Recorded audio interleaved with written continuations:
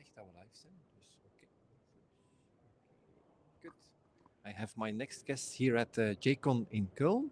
Hello, Hanno. Hello. I already told your name. I always start with the same question. Who are you and what brings you to JCON? So my name is Hanno. I'm from the Netherlands, and I like this conference because it is close to me and because it gathers Java experts and enthusiasts all around the world, and I like to connect with them and meet up with them. Okay. And you're also a speaker. I'm also a speaker, yeah. Yeah, tomorrow I'll do a talk on Jakarta.io, which is of course an evergreen subject.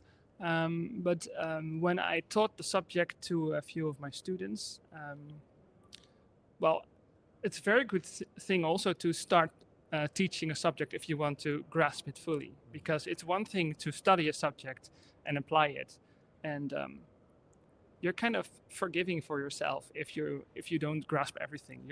You'll be like, okay, I'll grasp that in a few months, or I'll just ask a coworker about it, and then you tend to forget that, and then there's this tiny gap in your knowledge that you're never forced to learn it. But if you have to explain a topic to your students, you want to be on top of everything that you're telling them. So if you're like 90% sure that you know a subject, then start teaching it, and then you have to learn a bit more.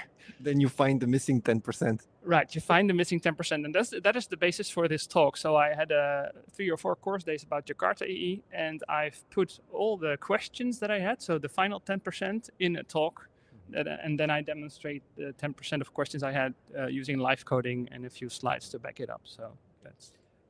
You're not only talking about Java in Jakarta, you're also writing a lot about it on Foojay. Thanks for that. Java 24 was an important one and a major blog post?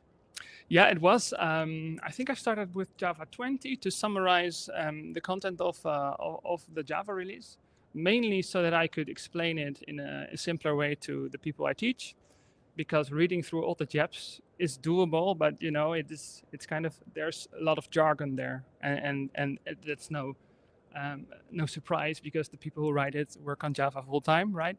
So I just want to paraphrase the JEPs in a way that it is more, people can relate to it better. So I tend to use my own examples, domains that are very relatable.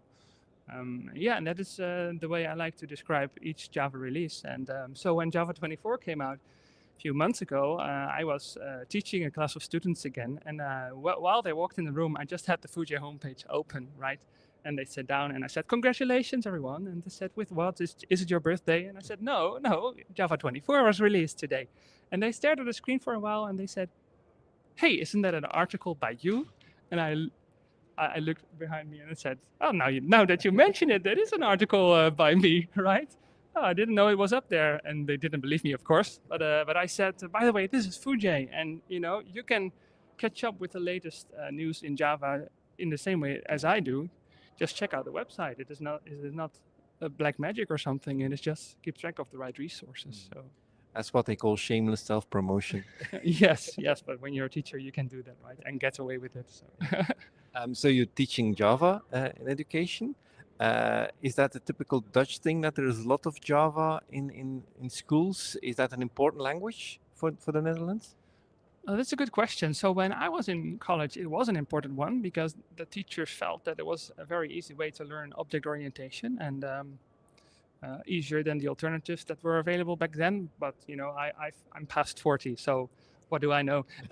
But yeah, the students that I teach right now, they said they only got taught Python in their education, and now that they're employed by a Dutch government agency, they are asked to learn Java, or they could choose to learn C# or Java.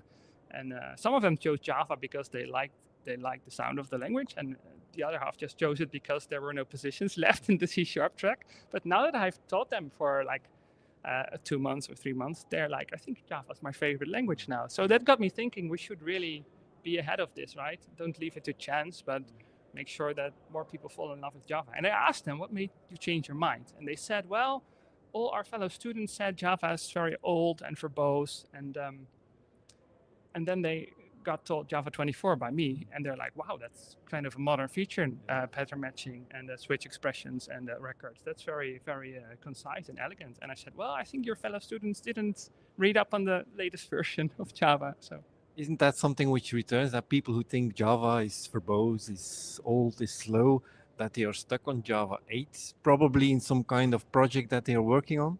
yeah, I think that must be the explanation. And also when these students got told Java, probably it was an older version. So I think we've got a task here as a community to, educate the people who are educators and ask them to use the latest versions.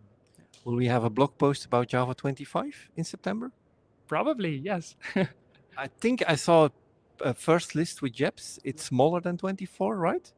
It looks like it's going to be a smaller release until now. Yeah.